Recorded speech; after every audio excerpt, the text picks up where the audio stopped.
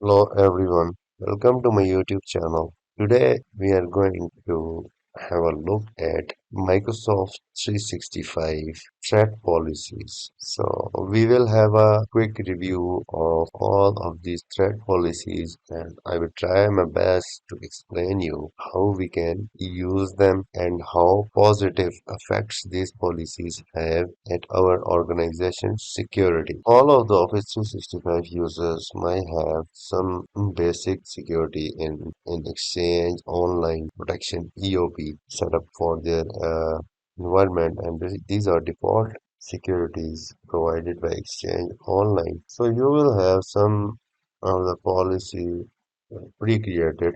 So in this tutorial, let's go ahead and see how we can best tune them, how we can configure them with more restrictions, less restrictions, and how we can take a best advantage from them, or how we can customize them according to our needs. In addition, these policies, we will have a look at safe attachments and safe links. So now I am in Microsoft 365 Admin Center, and for the demo we will move to Security Center, and in the Security Center you will see now at the top of the Security Center you will see that it's now showing Microsoft Defender for your security, and we will go all of threat policies overview one by one in Security Center. So today, as per our topic, we will move to email and collaboration and then policies and rules. Here we will review and go one by one for the threat policy. Please note that if you have Office 365 subscription for Defender, you will get the options here under email and collaboration. So it depends upon your subscription. You could have more than these options or less than these options.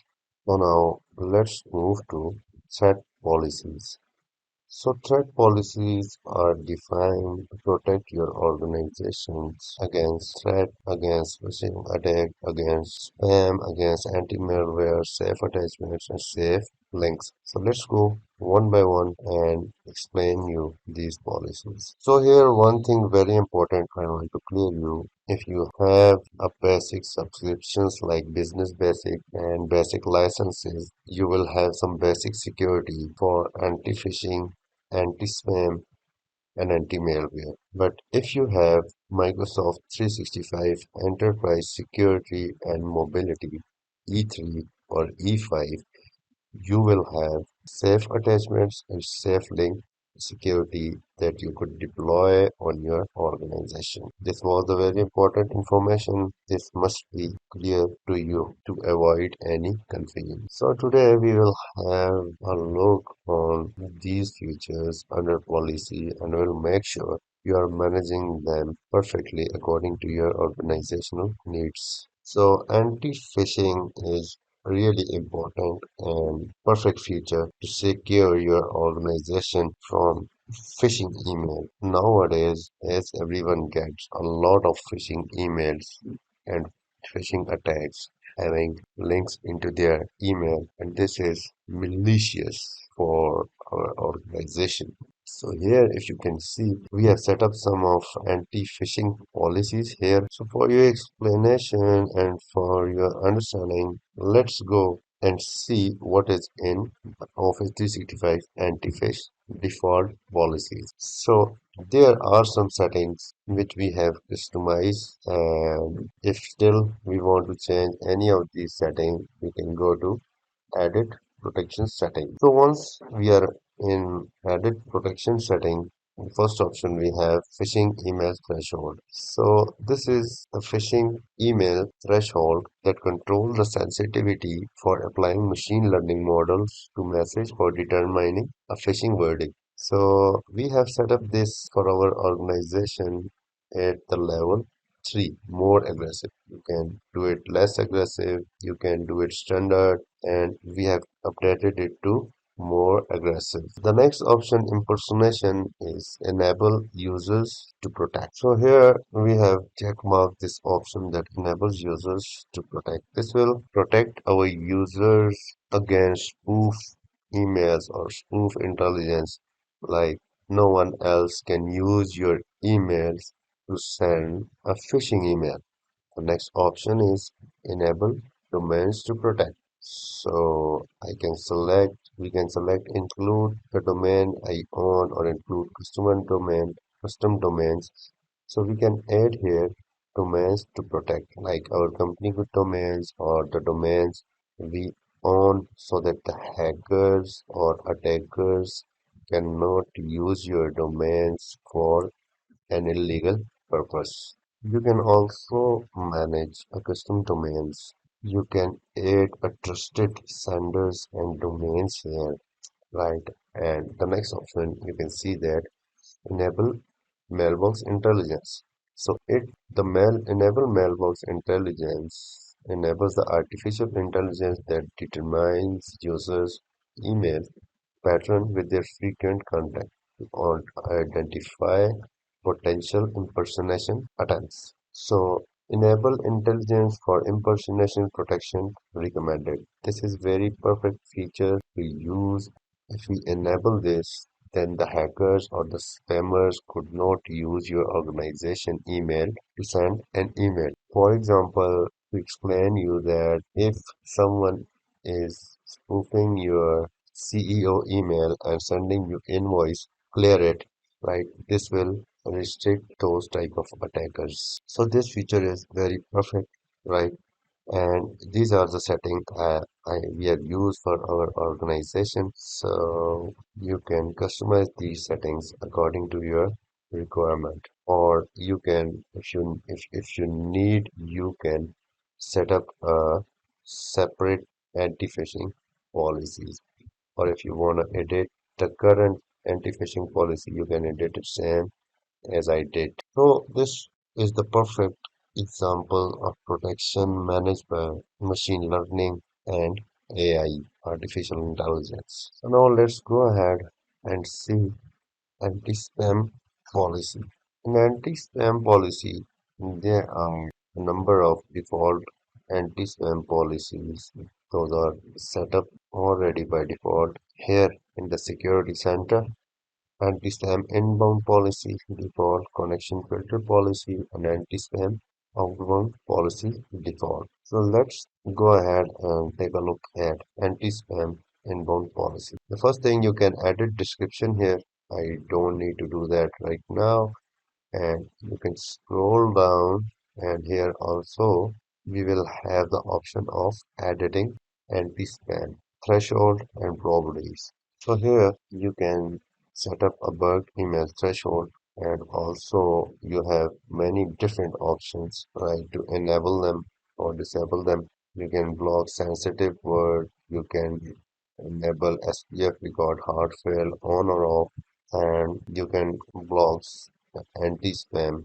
You can block spams email from different countries, right? You can set up an anti-spam policy for specific languages, right? You can customize all these settings according to your requirement. So now we have actions here. Let's see if we can edit actions. Yeah, we can edit actions. We can enable spam safety tips, right? These safety tips will appear in the email when someone got a phishing email or spam email. Also, we have the option that what we have to do is spam email move to junks, high confidence spam move to junks. You can customize these, and also you can enable options according to your requirement. And here we have the most important feature is 0 hour auto purge zap. So this feature is that it's whenever you got anti-phishing or anti-spam email. So with the help of machine learning, it check in the history, and if you got the spam or phishing email from their sender, right, this will log him automatically. So very excellent feature is 0 hour auto purge. So if you want to understand this, you can go to here and this will give you option retroactively detects and neutralize phishing, spam, or malware messages that have already been delivered to Exchange online mailboxes. Okay. Here we have connection filter policy in which we can set up always allow messages from the following IP range, or we can set up the IP addresses from which we need to block the messages. Also, we can turn on the safe list. Okay, you can block IP or domain. Also in connection filter policy and in outbound policy, anti-spam outbound policy, you can go through and you can check all of these options, right? And you can set up, also you can set up notify these users if a sender is blocked due to sending outbound email. You can set up a notification email. You can disable automatic forwarding from here. Okay, so now let's go back to thread policy and see the next important feature, security feature, anti-malware. So in anti-malware threat policy, we have a default policy set up here. Same, we have few options here to turn off and on. And let's go to edit protection setting and have a look. First option we have is enable the common attachment filter. So the specified file types are automatically identified as malware in email message. So if I enable this, I can add file types here that will be automatically find as a virus or malware, and that will be either rejected or quarantine the message. Also, if you can see, we have zap here, right, for malware. So zap policy is also into anti-malware, and zap quarantines the message that found to contain malware after the message has been delivered to Exchange online mailboxes. So once the message has been delivered to Exchange online mailboxes, Zap will quarantine that message which contain or found as a malware.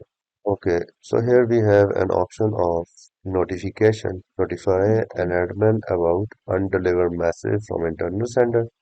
Right, you can put the admin email address here or notify an admin about undelivered messages from external sender. You can also put the email for notification, or you can use the customized notification text from name from address here. Same as earlier, that you can set up all the options or the requirements here, what you need or what your organization need is. Let's go much further and dive deep into the security and go to safe attachments here. So again, the safe attachments is available with Microsoft 365 E3 or E5 or Microsoft Business Premium. So for your understanding, I have created a safe attachment policy here, right, where we have added a group, or we have added recipient domains, and we can edit this. We can also edit the description, and the important thing we need to edit according to our requirement is settings. So let's go to edit settings. So if you see here, we have few different options that we can set up, right?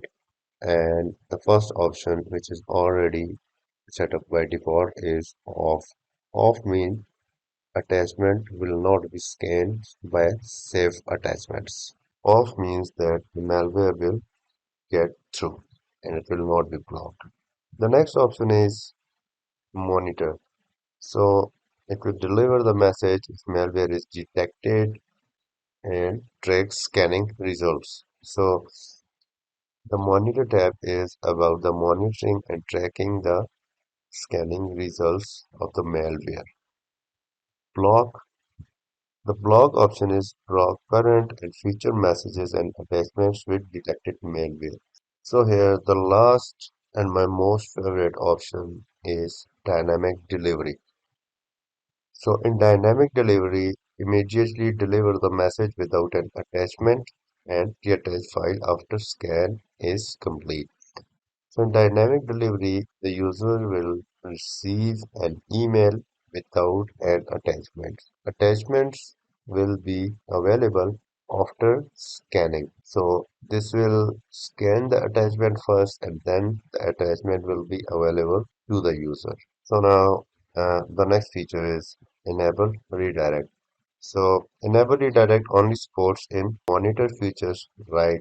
So if you enable it, enable redirect, that will send message that contain monitor attachments to specified email address. You can mention the email here at which you want to receive monitor attachments. Would like this feature and save if you have a chance must use this feature. Safe attachment displays an important role in email security and malware security. Okay, the last option in threat policy is safe links, right? You can protect your user from opening and sharing malicious link in email messages and Office apps. So here are some default policies and settings defined into safe links already. So what safe link is that Microsoft has a lot of suspicious links into their catalog. And if Microsoft detect that links, suspicious links, it tell us that this is a suspicious links and don't click on it or don't use it. And if we get any suspicious link, we will get a warning message from Microsoft, and that warning message could be either yellow or red. So if you get a warning message from Microsoft like saying that you got a suspicious link, we will scan it and then let you know. And if the warning message is in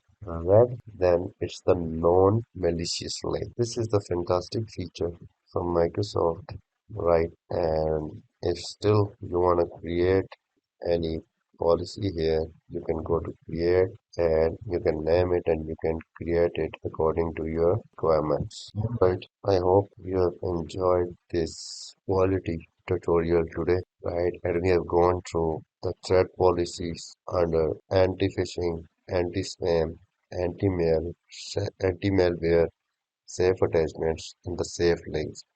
And I tried my best to explain you as simple as I can. So you know now all the world is concentrating on the securities, right? And our clients or the users are getting a lot of anti-spam and anti-phishing emails or the emails with the vulnerable attachments or links and they are getting hacked. So that's it about today's lecture. I hope you enjoyed.